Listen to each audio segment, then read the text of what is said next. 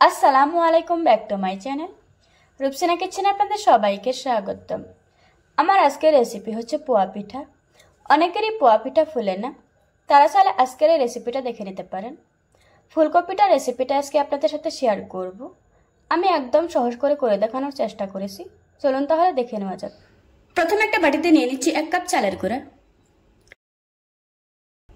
ভিজা শুকনো যেটা হাতের কাছে থাকবে ওটা দিয়ে হয়ে যাবে। আমি এখানে শুকনো চালের গুঁড়া নিয়েছি। তারপর নিয়ে নিচ্ছি 1 কাপ ময়দা। আমি এখানে চালের গুঁড়ার ময়দা সমান সমান নিয়েছি, তাহলে পিঠাগুলি অনেক বেশি সফট হবে। দিয়ে দিচ্ছি 1 কাপ গুড়।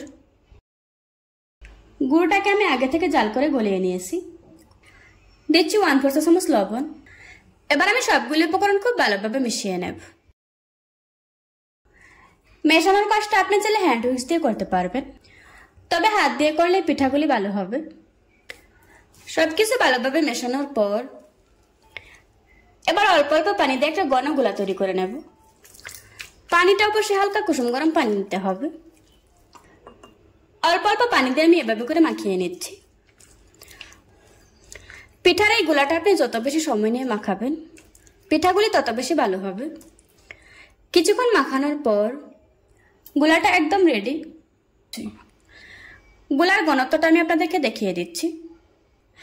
এর থেকে বেশি ঘন করা যাবে না। পোয়া পিঠার জন্য এই ঘনত্বটাই ঠিক আছে। এবার আমি ঢাকনা দিয়ে ঢেকে রেখে দেবো 10 মিনিটের জন্য। ফিরে এলাম 10 মিনিট পর। এবার আমি পিঠাগুলি বানিয়ে নেব। পিঠা বানানোর জন্য চুলায় তেল গরম করে নিয়েছি। এখন একটা গোল চামচ দিয়ে 1 চামচ গরম তেলের মধ্যে দিয়ে দেব। তারপর এভাবে করে গরম তেল উপরে দিয়ে দিতে হবে। এখন আমি উল্টিয়ে পাল্টিয়ে পিঠাটাকে খুব ভালোভাবে ভেজে নেব। চুলার আঁচ হাই হিটে রেখে পিঠাগুলি ভাজতে হবে। পিঠা বানানো হয়ে গিয়েছে। এবার আমি তেল জড়িয়ে একটা প্লেটে তুলে নেব। এভাবে করে আজকে আমি সবগুলি পোয়া পিঠা বানিয়ে নেব।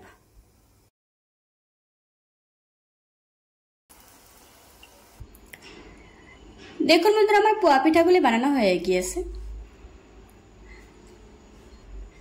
একটা সিরে আপনাদের সাথে শেয়ার করছি।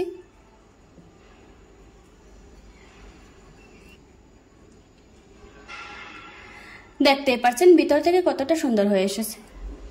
আশা করছি আজকের এই সহজ রেসিপিটা আপনাদের কাছে ভালো লাগবে। ভালো লাগলে আমার চ্যানেলটা সাবস্ক্রাইব করে পাশে থাকা বেল বাটনটি অন করে রাখবেন। আবারও কথা হচ্ছে নতুন কোনো ভিডিওতে। ততক্ষণ সুস্থ থাকুন, ভালো থাকুন। আল্লাহ হাফেজ।